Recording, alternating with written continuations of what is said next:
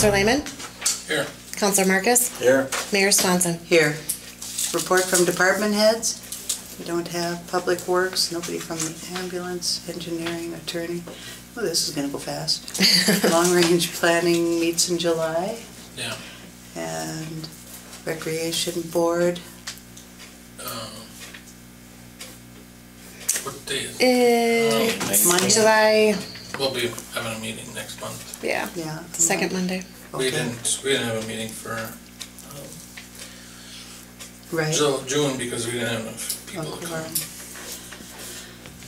Library Board, we meet on Thursday. We had a short meeting tonight. We have some concerns with our stained glass in our library, over the librarian's desk. It's warping a bit, so we're trying to get the people who reletted it, just under 10 years ago, it's still under warranty, to come take a look.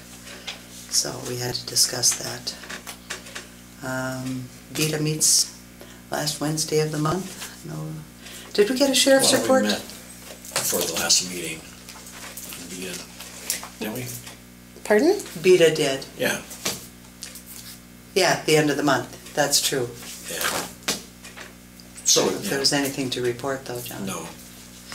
We didn't get nothing from the sheriff's. Okay. No, nothing. And we got a written clerk's report. Ryan's off for training now. He'll be gone the rest of the week. And then the Central Sanitary Sewer District hasn't met. Well, they had a meeting Yeah, we met Monday. But I didn't make it. I was there, and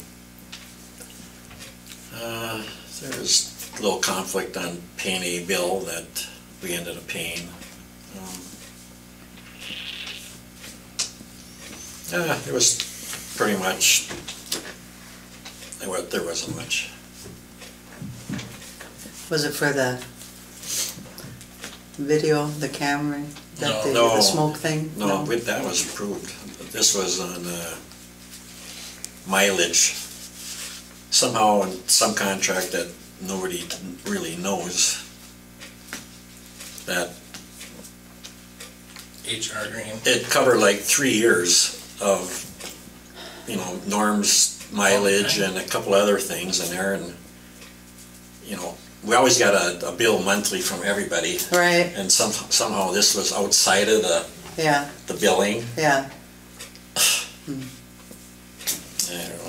So, we contacted Rune Freiberger and Buchanan about, should we pay this or not pay that? And they said basically pay it, because if you went to court, this is kind of standard. yeah, it was in their contract. They just missed it. Is that it? No. Well, okay. Yeah. All right.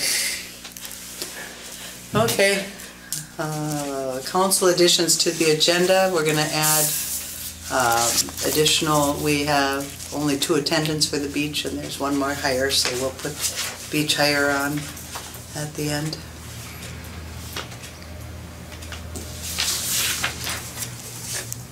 Citizens Forum. Let's see. Consent agenda minutes. I'll make a motion to approve the minutes of June 5th. Support. All in favor? Aye. Opposed? Motion carried. Claims. I'll make a motion to pay the claims of $145,236.22 for June 5th, 2008. Or no, for Payroll 12 today, and EP. June 19th. I'll support. All in favor? Aye. Opposed? Motion carried. All right, order of business. Bonnie, you are first up. We've had our audit done. We do. Mayor and members of the council, my name is Bonnie, and I'm one of the partners with Sterling Company, and I'm here tonight to go over the audit report for 2017. So each of you should have, in your packet, received 3 different correspondences. I'm going to just briefly go over a couple of them, and then it's almost a 70-page report, so I'm not going to painstakingly go through each page. I'm going to bring out some highlights. But the first one, the first letter is addressed, it's dated June 11th of 2018 to the Honorable Mayor and members. of the City Council. That is our letter to those in charge of governance. It's a required communication. You would have seen this last year. The only thing I want to bring your attention to is the very last page. When we come in to do an audit, there are some audit entries that we may propose that the city decides to pass on. They're not material to the financial statements as a whole, so this schedule is required to be reported to you. It does show that the city, these past adjustments are to pass allocating some of the pension costs into the utility funds. There was a minor cash timing adjustment of $121, and then the fire relief pension net asset is not booked as part of, because you don't have a GASB 68 report done for those. So they're considered immaterial to the financial statements, but we're required to disclose those. Okay. So if we go into the next one, let's go into the financial statement report, the large bound one. And I'm actually going to be covering the management letter points along with the financial report this year, so you can kind of see where the points have come through. So if we flip about 3 or 4 pages in just to the independent auditor's report, I'm pleased to let the city know that you received an unmodified or clean audit opinion, which means that in our opinion the financial statements are presented fairly in accordance with generally accepted accounting principles. So it's a consistent audit opinion that you've received in the past as well. If you flip to page 15, I'm going to kind of go through, please stop if there's any questions as we go.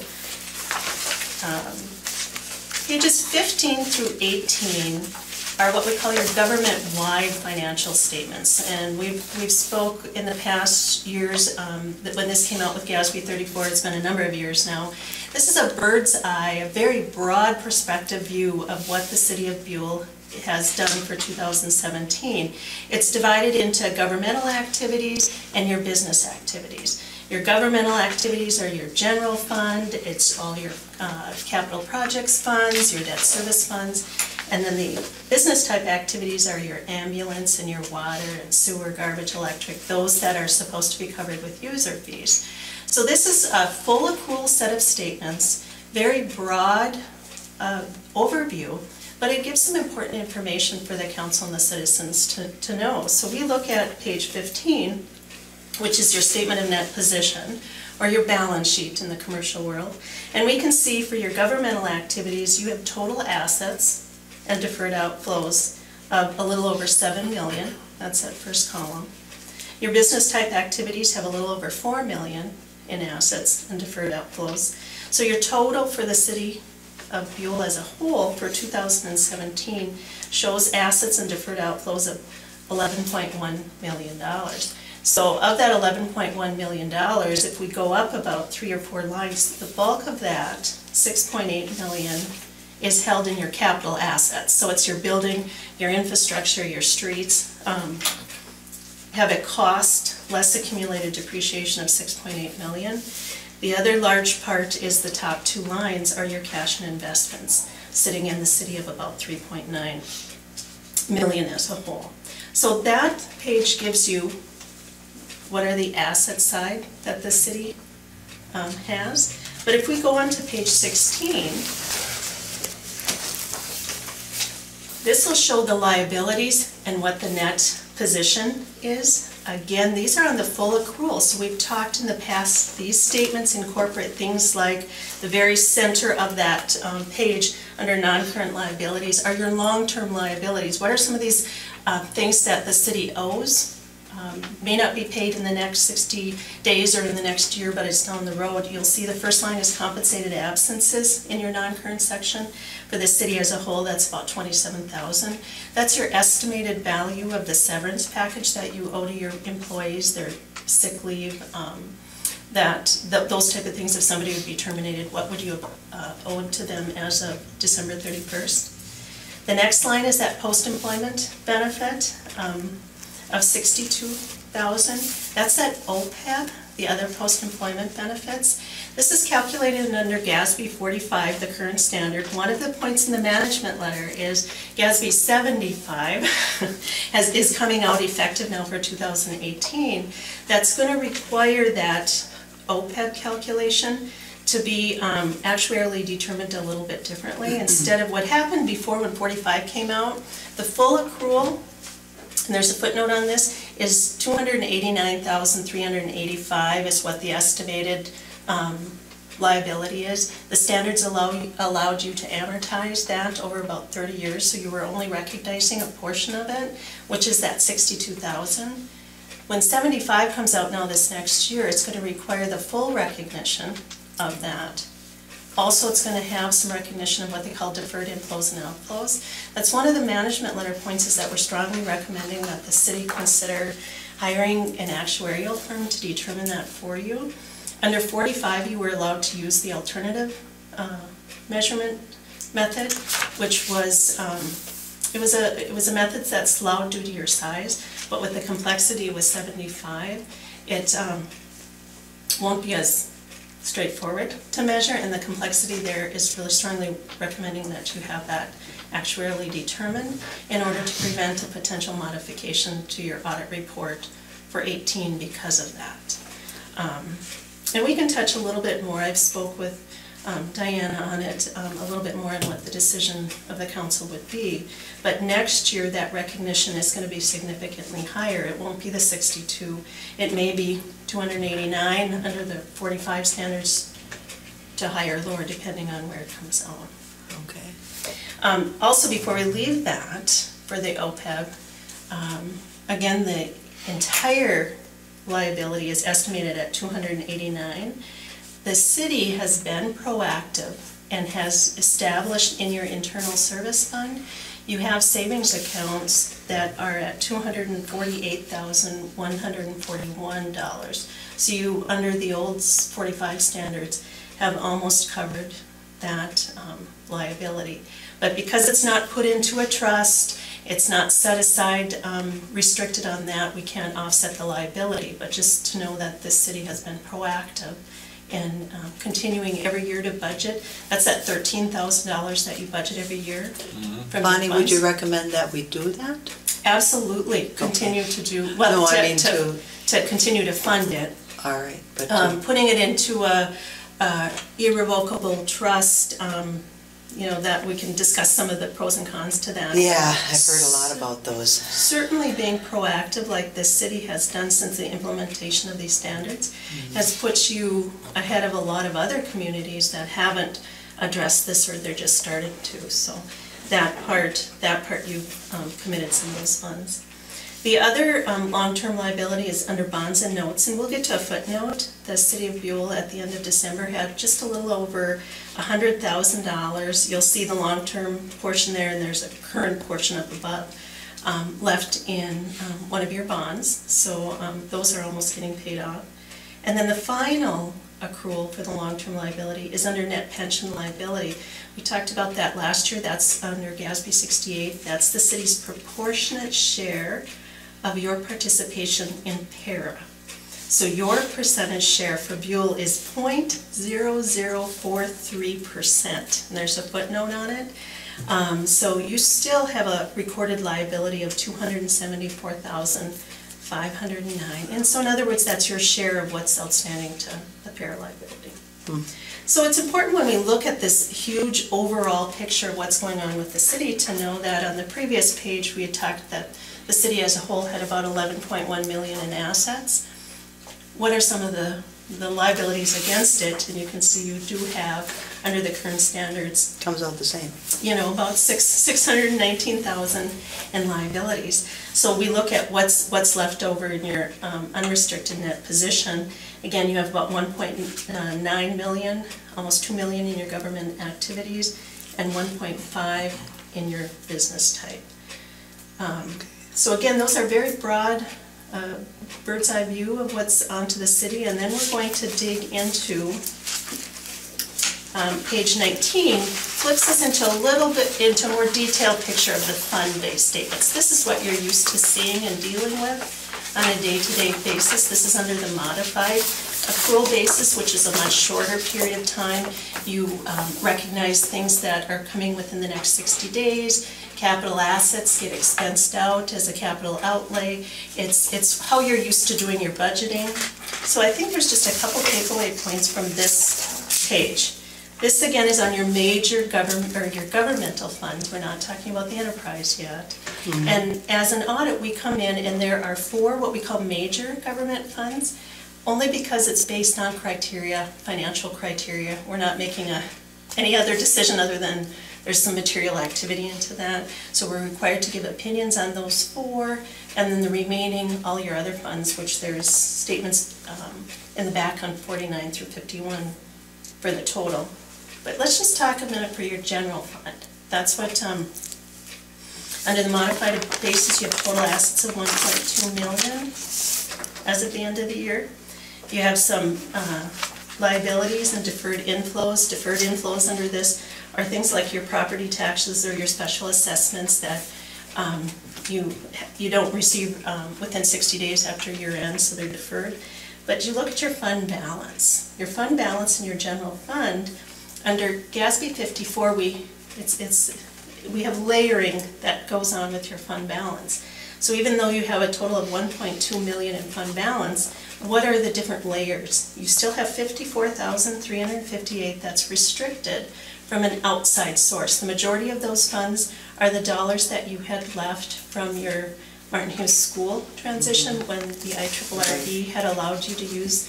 There was about $104,000 that they had allowed the city to use for carrying costs there. There was 54,358. There's a few dollars in there for the disc golf also that were restricted. So that's in the 54,000. The committed funds, the 20,763 has been there. The council has, this has been out there for a couple of years, had set aside funds for employee replacement, and those funds have been committed. And then when we talk about committed funds, that's also again in the management letter point, so I'm kind of bringing that in, and I won't talk about that separately. But when you commit funds as a city, a commitment means that you can carve out some of your fund balance, and it's typically done through a resolution. And in order to uncommit them, you'd have to do a resolution doing it. So we're looking at one of the management letter points is to remind the council that when you have these commitments that you want to continue to happen every year, you should have those annually committed in your minutes. Oftentimes you'll do it through a budgeting process or something like that, but just an annual reminder to commit those. And then the unassigned, that's the one of $1.1 million left. Typically, if you look, that's roughly about 16 months of operating costs. Your minimum fund balance that you've established is 5 months, the minimum, so you have in excess of your minimum fund balance. Last year, you were at the end of 16, you were at 14 months of operating costs, and so even this year, there's 2 additional months. So the general fund does have 1.1 million in unassigned. The Administration Capital Projects Fund is the next major fund. That one is your 401 fund. Typically, there was a transfer done in 2017 out of that fund to help some of the other capital projects funds. One of the recommendations in the management letter is to review that status of that fund to determine whether it truly is still a capital projects fund. Under the standards of capital projects funds means it's established for a current capital project. And you'll see when we get into some of the other management letter points is that, you know, if the fund itself isn't actively involved in capital construction, it wouldn't technically meet the standards for a capital projects fund and might be better off part of your general fund, albeit it could be committed. So that might be, there's a recommendation in your management letter to go through some of those funds, especially with the administrative capital projects fund. When we look on the next page, on page 21, you'll see that, we can flip there real quick, you'll see on 21 that it brought in money. Typically you do some levy dollars for it and you put your mining effects dollars into that. But the transfer for the $88,687 down below was really for, again, for other capital projects funds that are out there. So we're recommending looking at the intent of that fund. Back on page 19, the alley fund, the alley and Whiteside Capital Projects Fund, that one again is, as you're completing, there was a few accounts payable, and left at the end of the year. One of the recommendations is when that one's complete, again, close the fund. It's either going to end with a deficit and you may need to make a transfer from the general fund or 401, or in the rare instance there's a surplus. You'd have to look to see where that occurred, but that might be rare on that one. One of the other points that arose with the alley and Whiteside is you'll see where there's a due to other funds of $29,586. So again, in the management letter, we're reminding the council when those funds go into the deficit spending, that really means they're borrowing from another fund, and the standards do require that the city acknowledge which fund are they borrowing from. Typically it's coming from 401. And is there a repayment terms? Do you expect to have it repaid in 1 year? Are you going to charge interest? Those type of things. And there's a footnote, and again in the management letter where we specifically identify those funds as they go into the deficit, should be looked at and how are you going to continue to fund it. The South Memorial Capital Projects Fund, again you'll see a $27,650 borrowing from the administration fund.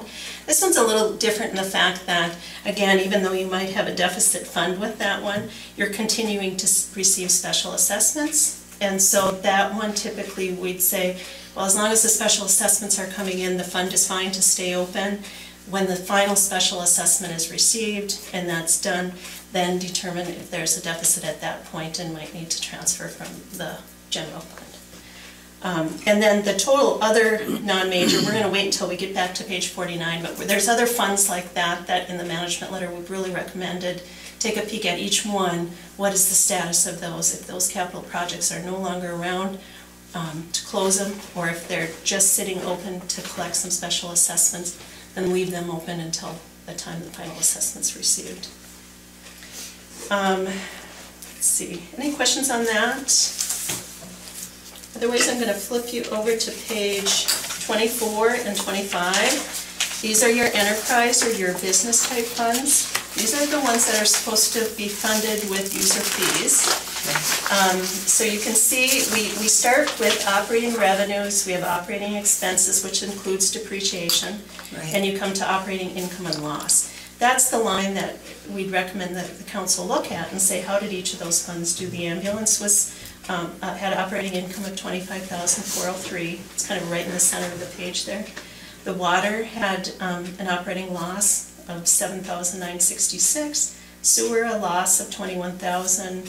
Refuse had a small operating income of $1,690, and the electric had a loss of $39,000. Again, those include depreciation, so we recommend the city review that situation, look at rate structures always, understanding that losing a major user of your utilities can significantly impact what you're doing. The rates, if I remember right, were adjusted back in 2016 during part of the year, and so we were thinking maybe there was going to be a realization in 17 and then losing some of the users, so all that can impact, but we're always saying watch that and make every effort that you can to establish your rates in an appropriate amount to cover the costs, including depreciation. What number do we use for depreciation? Do you see that there's a line under? No, I meant percent. It's got to be a percent. Actually, what it is how that's calculated is the city will go through, and every time you have a capital asset, whether you're putting in a water line, sewer line, or you're purchasing in the electric department, they purchased a vehicle, that gets put onto the schedule and the city assigns, it's under straight line depreciation, and they assign a life to it. So, for instance, a truck might last you 10 years, so the cost of that truck is allocated over 10 years. Your infrastructure might be 40 years. So, we assist the city as an audit test service, and the clerk's office has copies of those that'll show each of those assets and how they've been allocated out. Okay. So it's not a straight percentage per se, but if you look, because it's straight line, it's pretty consistent with that. The only other thing under the water, you'll see a transfer in of $88,000. $94. That was a non-cash transfer in. The city had established in your capital projects fund the trailer park project where you were putting in water lines, and that was a partial, it wasn't quite complete at the end of the year. And again, because those are in a capital projects fund, and yet they're an asset for a utility fund, they need to be transferred over and then put into place, and depreciation comes from that. Any questions on that? The internal service fund, the very last column over to the right, that's the fund that the city has established over the years to account for your retiree benefits. So the health insurance costs that are coming out of there in each of the funds, that the $13,000 we talked about previously gets transferred in there. So it's a nice picture on page, and you can kind of see on page 26, or excuse me, 25. On 25, the total of $56,214 way in your internal service fund under the salaries and benefits is really the cost for the retiree portion that the city has incurred. I'm going to flip you to page 34, unless there's any questions on that. Page 34, I'm just going to highlight a couple things in the footnotes. Note 3 is that interfund receivable and payable that I spoke with just earlier, and again, it's in the management letter. So when you look at what happened with those funds, in other words, they spent more than they had in cash. Where did they get the cash from? Typically, it's that capital administration fund, but we're recommending the council formally approve, repayment terms. When's that going to come back? Again, Ally Whiteside should have a final once the construction's all done now in 18, but it could have a deficit, and so that's obviously going to not be able to pay back 401, so you'd look at that would be a transfer that would come from 401. South Memorial has assessments, so that one is probably going to wait out until the assessments are done. But in the non-major governmental funds portion, that is made up of the trailer park. We'll see a thing in the back, which again might have some fees on the final. But there's also a Kids Peace fund there that had a deficit of $16,754. That's been didn't have any activity in 2017, so we'll see. That's one of the recommendations for the council to consider doing a permanent transfer, a transfer coming to clean that up, because it's unlikely that something could get sold, something could get paid back unless once the building's sold you do. But again, that's held in a capital projects fund. That was like a suggestion and fix up. Mm-hmm. Well, it's not. We should do it right away. It's a recommendation. Yeah.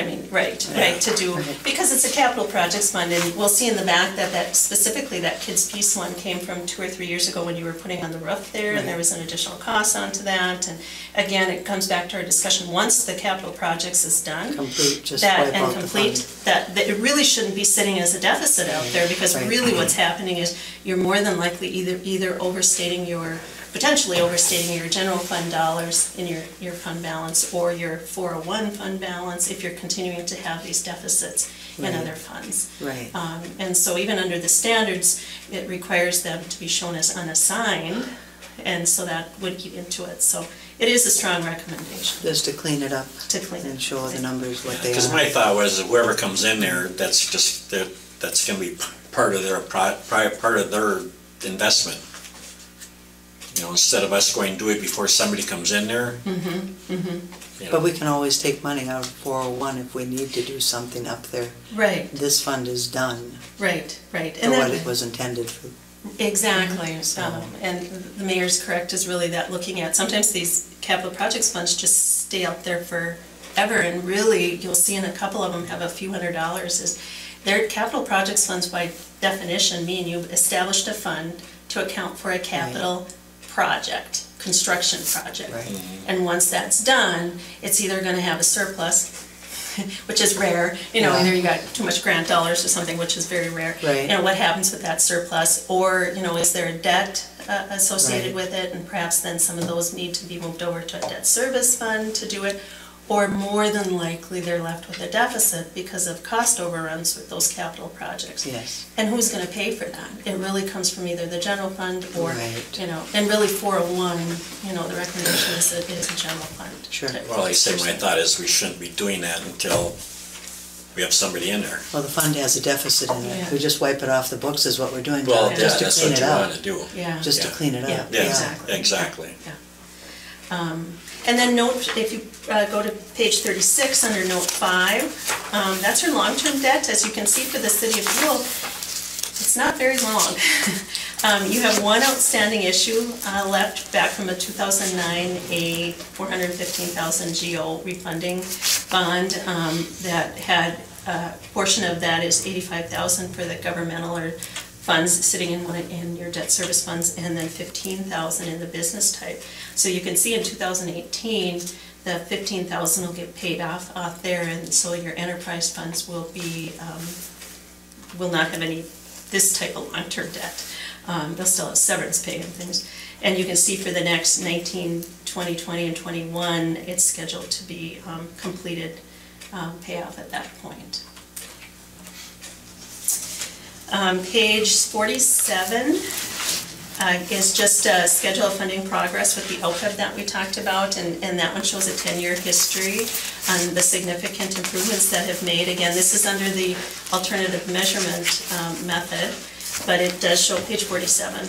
And so it shows since 2009 to 2017, the determined estimated accrued liability significantly dropped. And again, that's due to the city's proactiveness with changing on how you're doing your post-employment benefits, looking at different ways to fund health insurance, working with retirees on their costs, and so a lot of that stuff. Again, this is under 45, so we're really recommending the actuarial report now with 75 coming out, because that could be significantly different, because they're doing different measurements on how they're coming through with that. Page 48 is just the last 3-year history on your pension liability under 68, which is your para. So that's just shows, again, your proportionate share. Those are already actuarially determined. Para pays for that, and they also pay for the audit onto that. So we're able to use their information to do that, to get those calculations for you. Page 52. These are the non-major governmental funds that were kind of collapsed into the one column back on page 19. And again, they're verified funds, so you'll see your library fund, the city's 2 debt service funds that are there. But 53 is kind of, again, here's your capital projects on page 53. These are the ones that we can highlight. I think it's a little bit more clear on which ones I'm in the management letter would be recommending to look at. There you'll see that kids piece is showing that deficit of $16,754. There's been no activity. So again, under the definitions of capital projects, we encourage and recommend the city to look at the status of that one. East Monroe is still going to be open. You're collecting special assessments. Stubler would be another one we'd look at. Again, this one has been open for years when the Stubler construction had done, but the infrastructure was put in and completed. The council has left that fund open because you've had the lots, and the idea is when the lot sales come in and out. Right. But really with the idea, again, this is a capital projects fund, so when you sell a lot, it would be more applicable into the general fund as either committed or, arguably if there was a resolution into perhaps even a special revenue fund. So we're looking at that Stubler capital projects as, the status of that, maybe closing that and either moving the funds into a special revenue or a committed general fund balance. Trailer park project, again, that one shows a deficit in the fund balance, but again, until that one's closed out and done, but then at that point when you get your final payment, your final contractor payment is done, the final pay estimates are all done, then see where that fund ends up in recommendation to close. Damien Addition project, again, is going to remain open. You're still collecting special assessments on that. You'll see there was a total of $581 collected on that one. Shortstop is another one, has a fund balance of $40,737 from a number of years ago. And again, capital projects would signify that recommend that the city review the status of that one. And just move that into the 401 again. Right, and the city can, again, if you want to commit them, it would be through a form of a resolution that you'd want to formally set those aside as commit. And committed just means that the council has put a little extra layer of protection around it, so it's just not open to general operations without another resolution or something being used against that. So we'd recommend to look at that one. Again, on page 54, Pennsylvania Avenue would be another one of $6,032. There wasn't any activity in that. Sharon and France Street would remain open. There's still special assessments coming from those. And then France Street South had a small 270, again, recommending closing those out. The city of Buhl has 13 capital projects funds, which is a high number for a city this size. And a lot of those, as you can see, are really not active out there. Right. They're sitting either with fund balances or deficits, and we're really strongly recommending the council look at action on Cleaning it those. up, yeah. And the last thing I just want to bring to your attention is flipping back to page 66 and 67, which is the internal control letters. Again, as we audit, or we don't come in to get an opinion on your financial, or on your internal controls, we do look at them and consider them to design our audit tests. Finding 2017-001 and 2000-002 are the same. You probably can recite them. Right, Every right. year, just due to the size of the city, you get the lack of segregation of duties and the fact that we assist with the preparation of the financial statements. Those are very, very common among cities these size.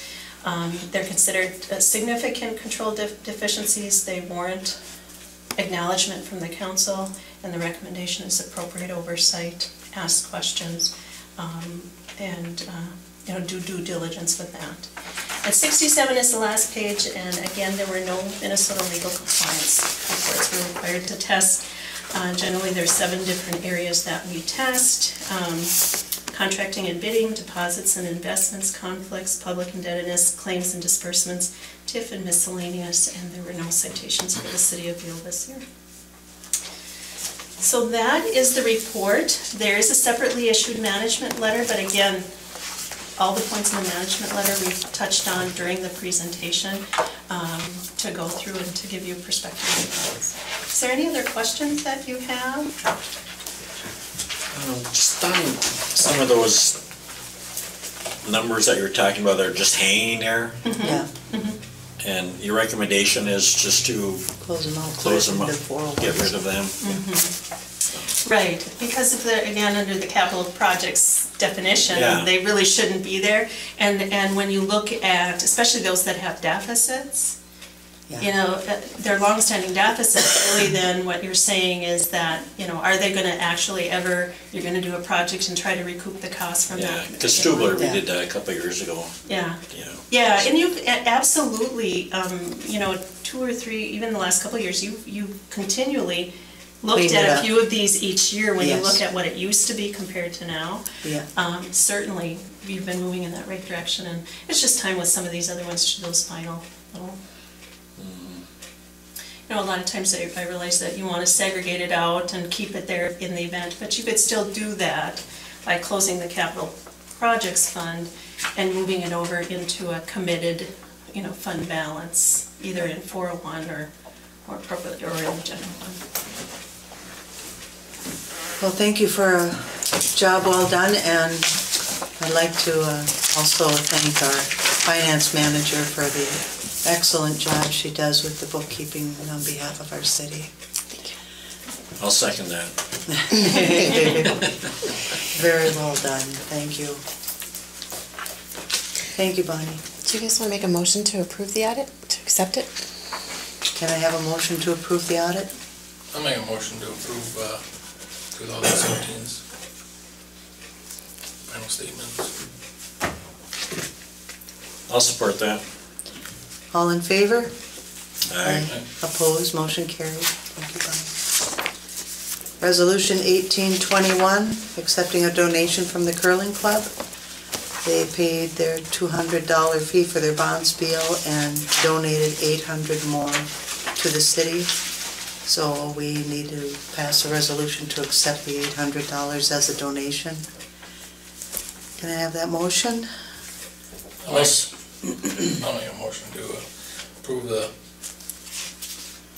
donation from the curling club. I'll support that. All in favor? Aye.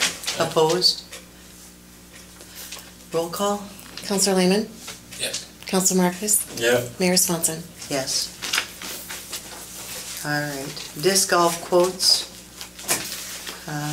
Tim is purchasing some of the larger things he'll need. He did say he should be done, they're planning on being done with the course before the end of the year, so it's coming along really nice if anybody wants to go out and look at it.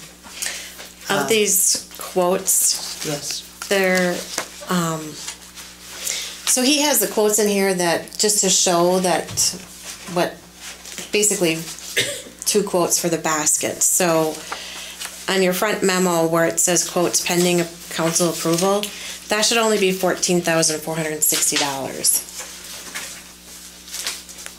14 one. $14,460 on the memo. oh, I see what you're saying, okay. so Yeah. 14,460. Okay, So Yeah. the Prodigy disc quote, right, that's the one they're going with for the baskets. right, Yeah, and then they're going with the T-pad quote, the disc golf Right. park. yep, The others are just kind of an FYI, like the Innova. That's just a comparison quote. right, So, right, and then the one for Wheeler, that quote was approved at the May 15th meeting. right. So you can just disregard that one. Right. Yeah, they will be staying within budget, and they only have a couple more larger items that they will be coming to us with. So we need a motion to approve these purchases. I'll make a Okay. motion to approve the disc golf quotes purchases. I'll support. All in favor? Aye. Opposed, motion carried. All right, absentee ballot board, we need to appoint our finance manager and clerk to be the absentee ballot Yes. board for us. Can I have a motion? I'll make a motion that we appoint the financial manager and clerk to the absentee ballot board. I'll support. All in favor? Aye. Aye. Opposed, motion carried. I think we need a motion to accept Jolene Gilbert's resignation from long-range planning and zoning. You have that letter in your packet. I'll make a motion to accept her resignation letter. Yeah, support. All in favor? Aye. Opposed, motion carried. And I'd like to appoint Donnelly Pulford to that open seat on long-range planning and zoning. You've got his letter there too. Could I have a motion to accept the appointment? Also move we make appoint Donnelly Pulford as 2-year or 3-year term, I'm not sure. It ends the end of next year, actually, Oh. end of 19. Yeah, about a Okay. year and a half left. To fill out Jolene Gilbert's term Right. on the planning and zoning. I'll support. All in favor? Aye. Opposed, motion carried. Okay. Facilities use agreement, we got this agreement with our senior citizens center. Did you all had a chance to look it over? The attorney has looked it over, and this is what the auditors had recommended we get on board and do, so we'll be getting the one from the Boy Scout camp soon too. So can I have a motion to accept our facility use agreement with the Buhl Senior Center? Also move we accept our agreement with the Buhl Senior Center for the year of 2018, or? Will this be an annual agreement? You know, it can be annual, or you could say it's for 3 years, or whatever the council decides. Yeah, we really didn't set Well, maybe let's go with this year, and then next year we can look at that.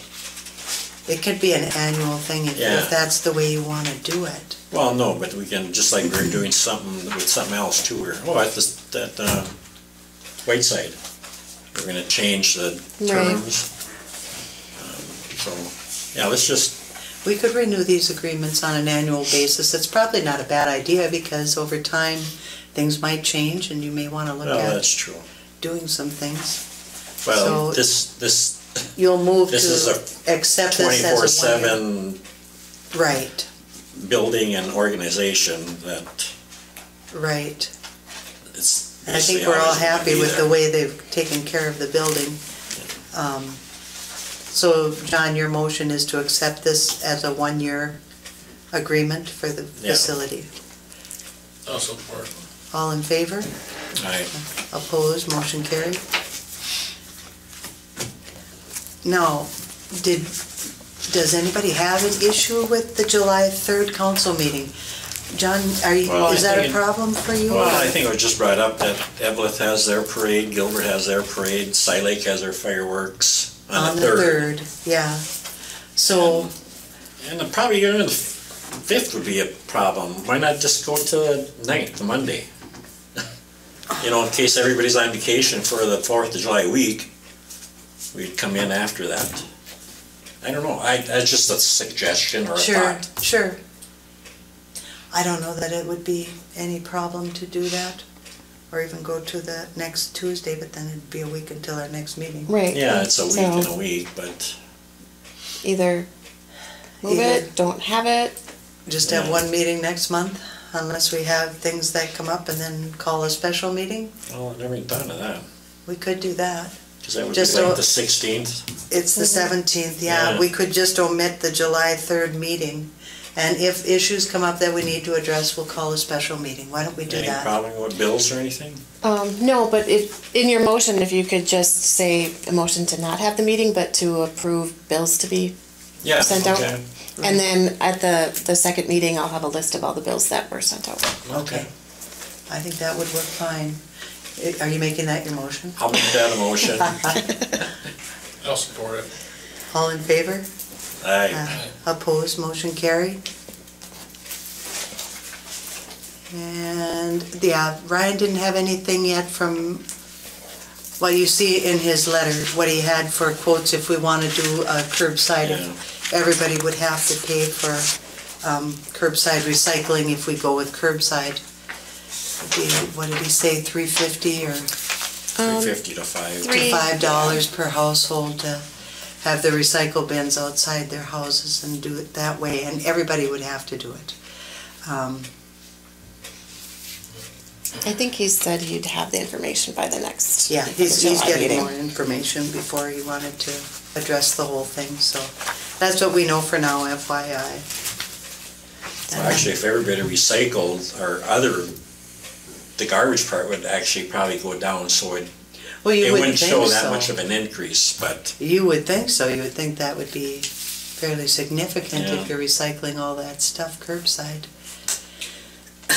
because we've been told that our rates are kind of flatlined and staying down because a lot of people in Buhl do recycle, Yeah, so. well, we'll know more at the next meeting and see where we want to Yeah, go with yeah. this. All right, our last order of business is a new hire out at the beach. I need a motion to hire Morgan Dirks as a beach attendant. I'll make a motion to hire Mark and Dirks as a beach attendant. I'll support that. All in favor? Aye. Opposed? Motion carried. A motion to adjourn? I'll make a motion to adjourn. Support. All in favor? Aye. Opposed? Motion carried. This meeting's adjourned. Thank you.